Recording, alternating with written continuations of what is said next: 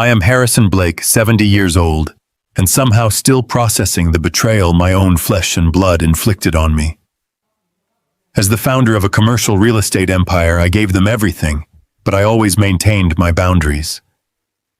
Last month, on my 70th birthday, I called my son to grab a simple dinner. He claimed he was drowning in work. Between sips of my solitary bourbon at the city's most exclusive steakhouse, I looked across the dining room and saw him. He was laughing, toasting champagne with his wife and her mother. They thought I was just a clueless old man waiting to die. I simply walked over and snapped his corporate credit card in half right on their table. That night I logged into my secure servers, locked down my assets, and initiated a plan that would leave them with $15 million in toxic federal debt. Before I continue this story, let me know where you are watching from in the comments below. Hit like and subscribe if you have ever had to stand up to family who underestimated your worth. The ringing of the phone echoed in my quiet, empty office. It was 6 p.m. on a Tuesday. Not just any Tuesday. It was my 70th birthday. I sat behind my heavy mahogany desk at Blake Holdings, looking out over the city skyline I had spent 4 decades helping to build. I picked up the receiver and dialed my son Derek. He was 36 years old, my vice president, and the only family I really had left. The line trilled 3 times before he finally picked up. I could hear a faint shuffling of papers in the background, a very deliberate sound of someone pretending to be incredibly busy. "Derek," I said, keeping my voice light. "I know it is late, but I was thinking we could head down to the Prime Steakhouse on 5th Avenue. Grab a ribeye, maybe a decent bottle of scotch. It is my 70th after all." A heavy, exaggerated sigh came through the receiver. It was the kind of sigh a teenager gives when asked to clean their room, not the sigh of a grown man speaking to his father. "Dad, I am so sorry," Derek said. His voice dripped with manufactured exhaustion. "I am absolutely buried here. The city planning office just kicked back the zoning permits for the new West Side commercial lot. I am going to be stuck at my desk staring at blueprints and legal files until midnight. I cannot leave the office right now." I leaned back in my leather chair. I felt a hollow ache in my chest, a quiet disappointment that only a parent can truly understand. But I also felt a surge of misguided pride. I had built this real estate empire from absolute scratch. In the 1980s, I slept in the cab of my rusted pickup truck for 3 years, eating cold canned beans, pouring concrete by day, and studying local property laws by night with a flashlight. I built Blake Holdings so my son would never have to know what hunger felt like. If he was working late to protect our legacy, I could not fault him for it. "I understand, son," I replied smoothly, swallowing my disappointment. "The business comes first. We have to keep those permits moving. Do not burn yourself out. We will celebrate next week." "Thanks, Dad. You are the best. I will make it up to you, I promise. Happy birthday." The line went dead. I sat in the silence of my office for a long time. 70 years old. It is a strange milestone. You expect to be surrounded by noise, by family, by a testament to the life you have lived. Instead, I had the hum of the air conditioning and the distant sirens of the city below. I decided I was not going to eat a frozen dinner on my 70th birthday. I put on my overcoat, took the private elevator down to the parking garage, and got into my car. As I drove through the bustling downtown streets, I thought about Derek's childhood. I remembered missing his Little League baseball games because I was negotiating bank loans to keep our company afloat. I remembered the guilt that ate at me every time I had to travel for business. I overcompensated, I knew that now. I gave him the brand new cars, the debt-free college education, the immediate executive title at my firm. I wanted to be the generous father, the man who provided a seamless, frictionless life. I thought I was protecting him. Instead, I had insulated him from the real world. I had denied him the struggle that builds character. And the result was a 36-year-old man who could effortlessly lie to his father on his birthday. The valet took my keys with a respectful nod when I arrived at the steakhouse. It was a place where everybody knew my name, a place where I had closed million-dollar deals over dry, aged steaks. I walked through the heavy glass doors into the warm, dimly lit restaurant. The smell of roasted garlic, seared meat, and expensive red wine filled the air. Soft jazz played over the speakers, blending perfectly with the low murmur of wealthy patrons enjoying their evening. The maitre d' approached me immediately, a warm professional smile on his face. "Mr. Blake, a very happy birthday to you, sir. Will you be joining the rest of your party?" I frowned, stopping in my tracks. "My party?" "Yes, sir," he said, gesturing toward the back of the dining room. "Your son arrived about 30 minutes ago with his guests. We put them at the center VIP booth just as he requested." A cold chill washed over my entire body. It was not the chill of the evening air. It was the sudden sharp drop in temperature that happens when your reality fractures. I did not ask the maitre d' to lead the way. I simply nodded and walked slowly through the dining room. Every step felt heavier than the last. I navigated around waiters carrying silver trays and tables filled with laughing couples. As I neared the center of the room, I heard it. A loud, booming laugh. It was Derek. I stopped behind a large, decorative pillar and looked toward the VIP booth. My son was not buried under zoning permits. He was not staring at blueprints.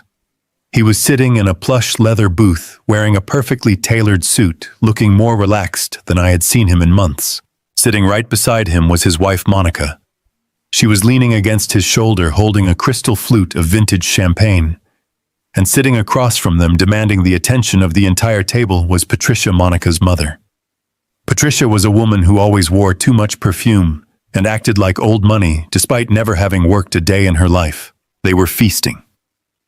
3 massive seafood towers sat in the center of the table, piled high with fresh oysters, lobster tails, and king crab. 2 open bottles of champagne chilled in silver buckets beside them. I watched Patricia meticulously pick a lobster claw clean.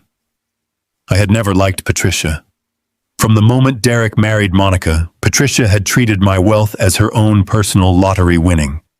She constantly made passive-aggressive comments about how tight I was with my assets, hinting that a good father would buy his son a bigger mansion or fund his mother-in-law's European vacations.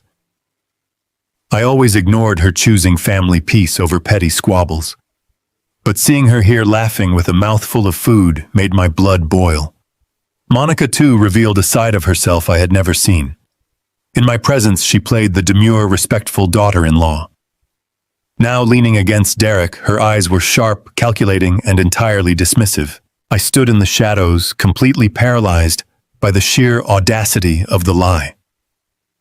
My son had looked at his phone, seen it was his father calling on his 70th birthday, and chose to lie through his teeth so he could drink champagne with his mother-in-law. "Oh, Derek, you are too good to us," I heard Patricia say loudly, her voice cutting through the jazz music. "This place is magnificent, and on a Tuesday, no less. Only the best for my girls," Derek replied smoothly, raising his glass to clink against theirs. "We deserve a break. The office has been exhausting." Monica giggled, sipping her drink. "Are you sure your dad is not going to notice you slipped away? You know how obsessive he gets about his precious schedules."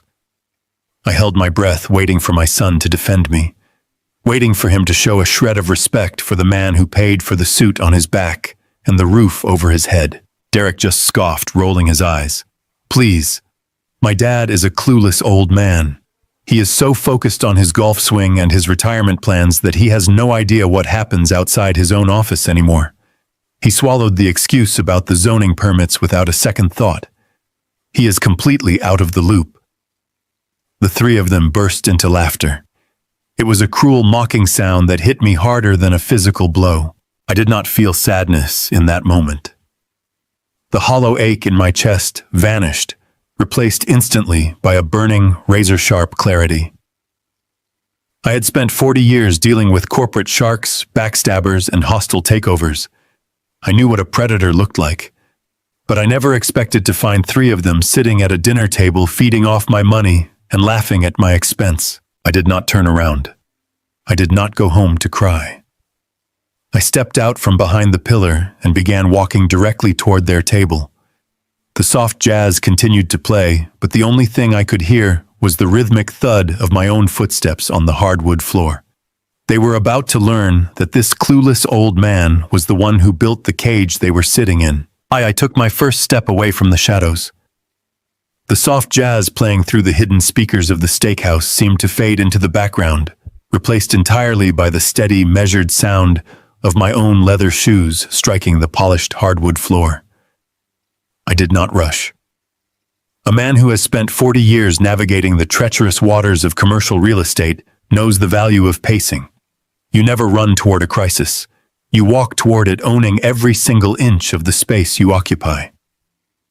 As I approached the center VIP booth, the trio remained entirely oblivious to my presence. Patricia was holding court, waving a silver oyster fork in the air, as she told a story, her manicured fingers adorned with diamonds that my son's salary had undoubtedly paid for. Monica was laughing, tossing her head back, her perfect hair catching the dim ambient light. And Derek, my own flesh and blood, the boy I had carried on my shoulders and built an empire for, sat there with a smug, relaxed grin on his face, pouring another glass of vintage champagne for his mother-in-law. I stopped exactly 2 feet from the edge of their table. I just stood there, letting my shadow fall across the pristine white linen tablecloth. Derek was the first to notice. The smile froze on his face, his eyes widening, as if he had just seen a ghost materialize from the floorboards. The crystal champagne flute in his hand tipped slightly, spilling a few drops of the expensive golden liquid onto his cuff. He choked on his breath. Monica followed his gaze. Her laughter cut off so abruptly, it sounded like she had been gagged. She stiffened, pressing her back against the leather booth, her eyes darting between me and her husband in absolute panic. Patricia was the last to realize the party was over. She lowered her oyster fork, her mouth still half open, the arrogant glint in her eyes instantly replaced by a wide-eyed stare. For 10 agonizing seconds, nobody spoke. The surrounding tables continued their lively conversations, completely unaware of the silent storm that had just descended upon this booth. "Dad," Derek finally managed to whisper. His voice was incredibly small, entirely stripped of the bravado he had displayed just moments earlier. He swallowed hard, his Adam's apple bobbing. "What are you doing here?" "It is my 70th birthday, Derek," I said, my voice steady, calm, and completely devoid of warmth. "I decided to treat myself to a good steak. Since you told me you were buried under a mountain of zoning permits at the office, I figured I would be eating alone." Imagine my surprise to find my hard-working vice president right here in the middle of the dining room. The lie tumbled out of his mouth before he could even think to stop it. It was the desperate, frantic lie of a cornered man. "Dad, wait, it is not what it looks like. We are entertaining a client. Patricia has a friend who is a major architectural consultant. She is just helping me pitch some preliminary design ideas for the new West Side commercial lot. I was going to present the entire portfolio to you tomorrow morning. I swear, we are working." I looked at the table. There were no blueprints. There were no legal pads. There were no architectural sketches. There was only a towering structure of cracked crab legs, empty lobster shells, and half-eaten caviar. "Working," I repeated softly. Monica tried to intervene, her voice artificially sweet, attempting to salvage the unsalvageable. "Harrison, please, we really did not want to bother you on your special day. Derek was just trying to handle the heavy lifting so you could relax. Why do you not pull up a chair?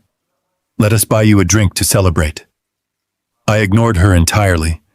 My eyes had found the only piece of paper on the entire table. Resting on a small silver tray right next to Patricia's plate was the itemized bill. Even from 2 feet away, the bold numbers at the bottom of the receipt were impossible to miss. $3,500. And sitting squarely on top of that receipt, catching the dim light of the chandelier, was a heavy matte black metal card, the Blake Holdings corporate credit card. My chest tightened, but not from sadness. It was a visceral, deeply rooted anger that pulled me backward through time. I stared at that black metal card, and suddenly I was not in a luxury steakhouse anymore. I was 32 years old again. It was a freezing November night in 1984. I was sleeping in the cab of a beaten-up Ford pickup truck parked on a muddy construction site because I could not afford to pay rent and meet payroll for my 3 laborers. I remembered waking up shivering, my hands cracked and bleeding from mixing concrete in the biting cold. I remembered washing my face in the icy water of a gas station sink before walking into bank after bank, begging loan officers to take a chance on my first commercial project. I remembered missing meals, missing sleep, missing the simple comforts of life, pouring every ounce of my sweat, blood, and soul into building the foundation of a company that would bear my name. I endured a decade of grueling, back-breaking poverty so that the name Blake Holdings would mean something, so that it would command respect, so that my family would never have to shiver in the dark.